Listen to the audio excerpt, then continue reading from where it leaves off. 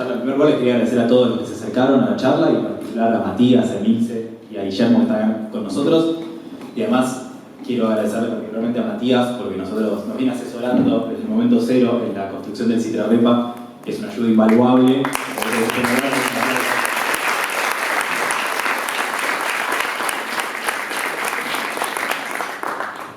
Esta charla me parece que está muy buena porque aparte la estamos haciendo, casi parece casualidad, pero estamos haciendo en un año donde parece que los conflictos obreros, los conflictos de trabajadores resurgen en todo el mundo, y eso es muy interesante, porque desde los 90, desde la caída del muro de Berlín, nos querían vender una idea de que la clase obrera se había acabado, el fin de la clase trabajadora, y esa idea se demostró muy claramente falsa.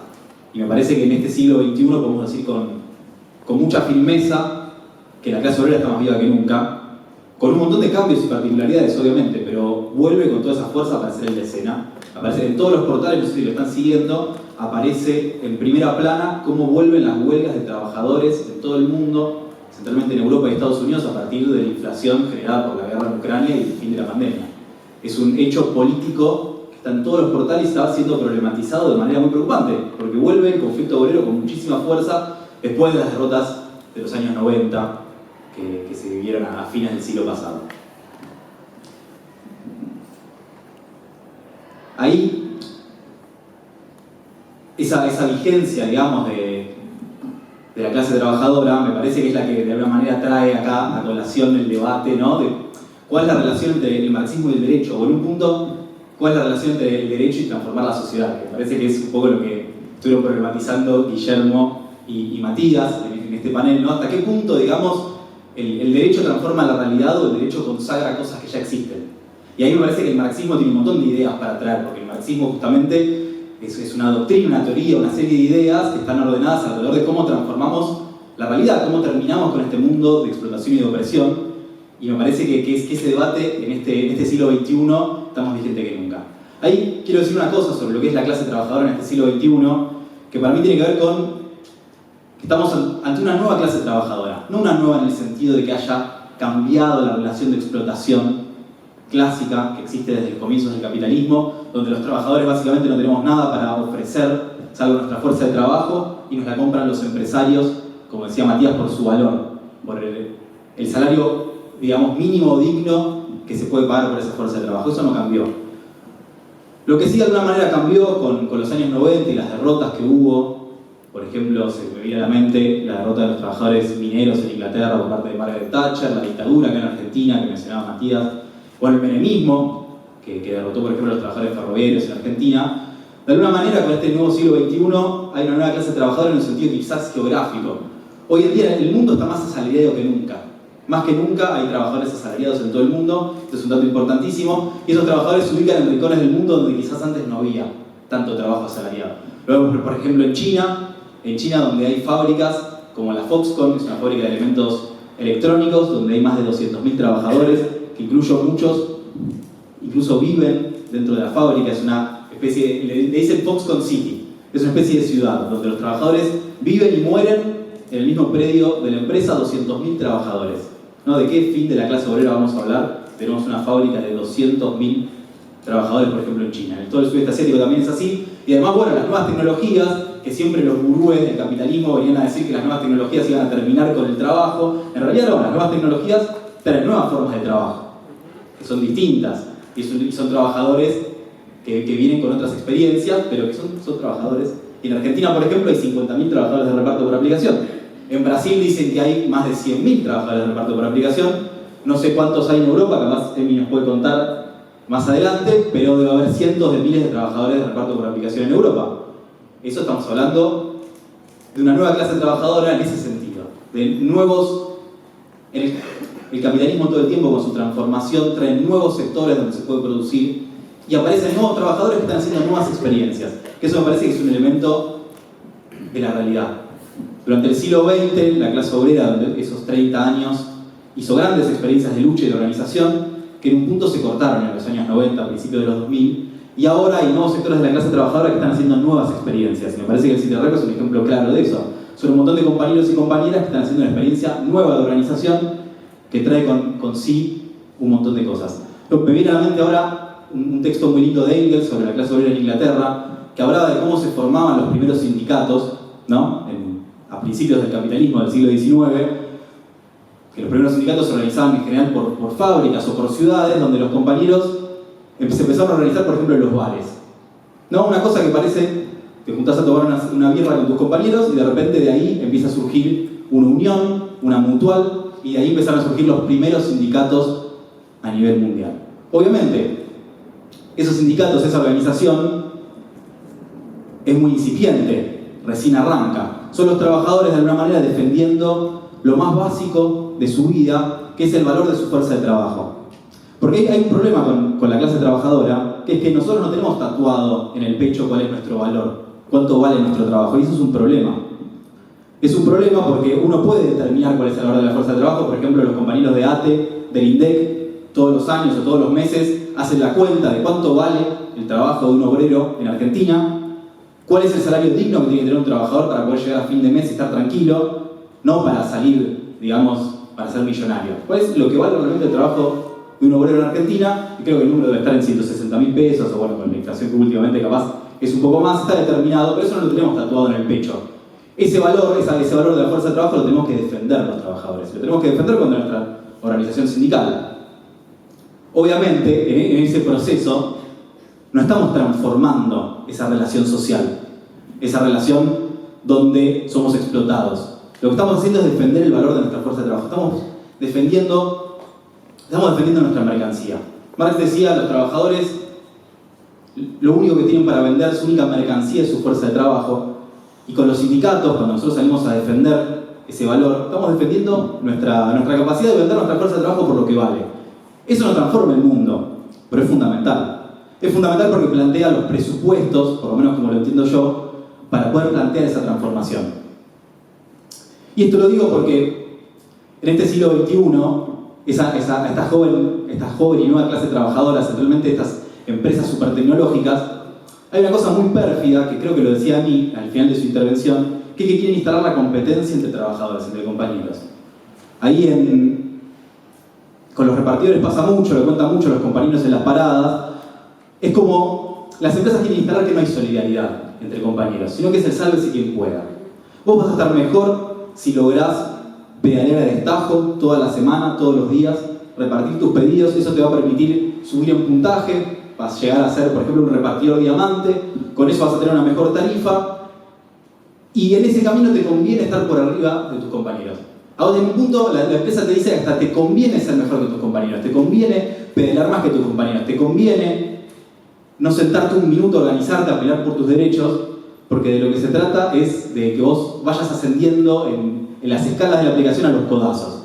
Bueno, el Citrarepa, con esta organización incipiente e importantísima que está haciendo, va a disputar eso a las paradas solidarias. Eso me parece fundamental. Los compañeros y compañeras hacen una tarea muy valiosa, que es ir a las paradas a discutir que para estar mejor no tenemos que estar a los codazos con nuestros compañeros, sino que nos tenemos que organizar y tenemos que pelear por nuestros derechos.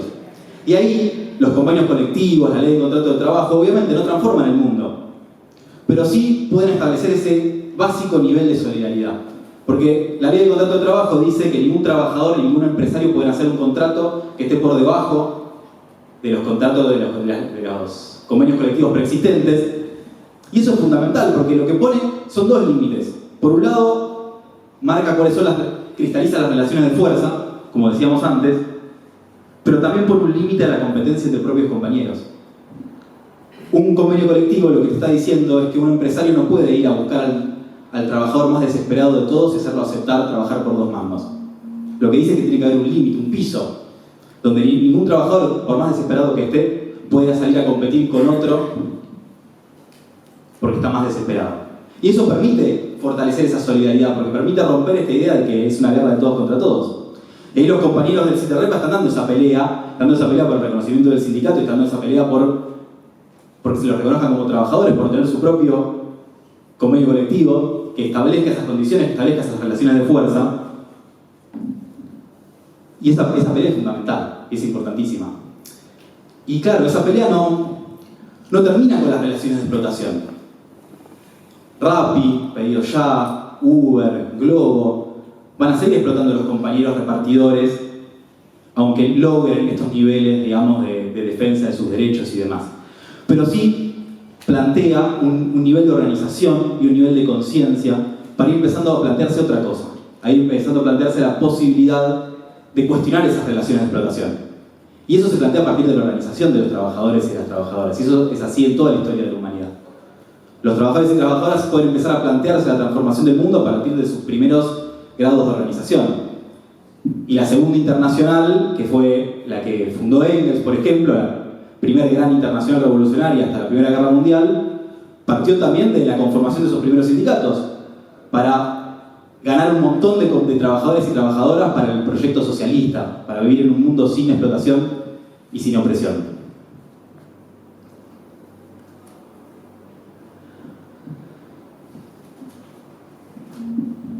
Ahí hay muchas peleas que hay para dar en Argentina y en todo el mundo. Pero este resurgir, este ascenso de los conflictos obreros empieza a marcar que puede haber un camino para intervenir, que vuelva a aparecer la clase trabajadora en escena. En este momento hay huelgas de trabajadores ferroviarios en el Reino Unido y en Estados Unidos, hay huelgas de trabajadores portuarios, de enfermería, docentes. En Estados Unidos hay huelgas en fábricas importantísimas como Kellogg's, los que hacen los cereales, John Deere, una multinacional importantísima de producción de maquinaria agrícola. Un montón de peleas sindicales que empiezan a resurgir en este siglo XXI, y donde un montón de compañeros están empezando a hacer sus experiencias de lucha, porque la clase trabajadora hacía muchos años que no luchaba con este nivel de intensidad, que tiene que ver con que en el primer mundo, durante muchísimos años, no hubo prácticamente inflación, y ahora los compañeros están sufriendo una inflación del 10%, mientras que esos aumentos salariales normales en general son del 1%, y eso empieza a plantear conflictos, porque a vos la patronal te ofrece un 1% mientras la inflación es del 10%, y la cosa se empieza a caldear.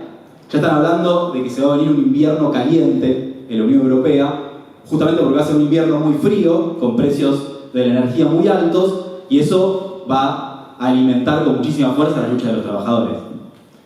Eso también se expresa en la nueva clase trabajadora que empieza a hacer sus primeras organizaciones. Decía Emi, los compañeros de Amazon, la experiencia que están haciendo los trabajadores de Amazon es importantísima, porque están empezando a organizar un sindicato en un lugar donde la patronal es profundamente antisindical.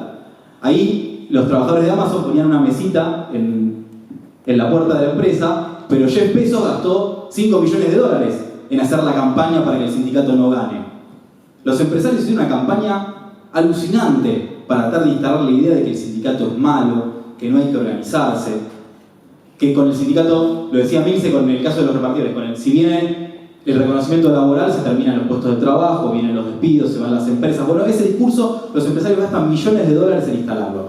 Porque para ellos es fundamental que esta nueva clase trabajadora que está empezando a hacer sus primeros pasos en la lucha se quede en ese lugar, se quede en el lugar del individualismo, de no organizarse, del sálvese quien pueda. Pero los trabajadores lo cuestionan todo el tiempo, incluso jugándose su puesto de trabajo. A la compañera que organizó el sindicato de Starbucks la despidieron.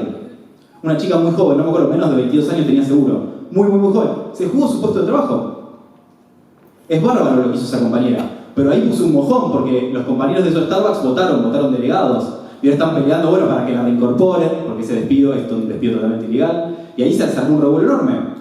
Y esa compañera se jugó su laburo en ese proceso. Es la entrada en la historia de una nueva generación, en un punto, que es la nuestra. Es nuestra entrada en la lista histórica, obviamente con nuestras ingenuidades, con las dificultades, pero en algún momento hay que empezar. Y estamos empezando ahora. Estamos empezando ahora el movimiento estudiantil, por ejemplo, un montón de estudiantes de toda la UBA que vinieron a esta charla, que están empezando a organizarse. Los repartidores, que son muy jóvenes, los repartidores que están empezando a organizar, están empezando a hacer sus primeras experiencias sindicales.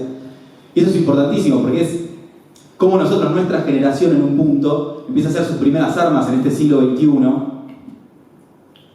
que arrancan por acá, que arrancan por estos lugares, pero no sabemos a dónde nos puede llegar. Esta experiencia, este desarrollo, estas primeras luchas que estamos empezando a llevar adelante. Y que los jóvenes nos metamos en la historia nos permite superar esos límites en un punto del derecho, porque obvio, el derecho tiene ese límite, que el derecho regula las relaciones sociales que existen.